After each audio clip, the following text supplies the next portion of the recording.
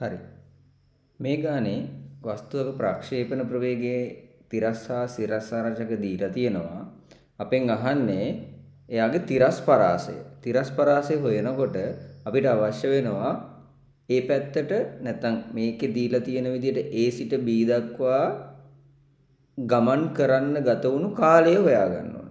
ඒතර කාලය හොයාගන්න නම් ඒ පැත්තට සිදු කරපු කාලය හොයාගන්න අපිට මේ අපි භාවිතා කරපු ක්‍රමයෙන් කරලා තියෙන්නේ අපි S සමානයි UT ධන භාගයක් AT වර්ගයේ දාලා තියෙන සිරස්ව ඉහළට. සිරස් ඉහළට දාලා අපි එකෙන් T හොයාගෙන තියෙනවා. AT අගය අපි ආදේශ කරලා තියෙනවා තිරස් ප්‍රවේගය නැත්නම් තිරස් දිශාවට S සමානයි UT ධන භාගයක් AT වර්ගයේ දාලා.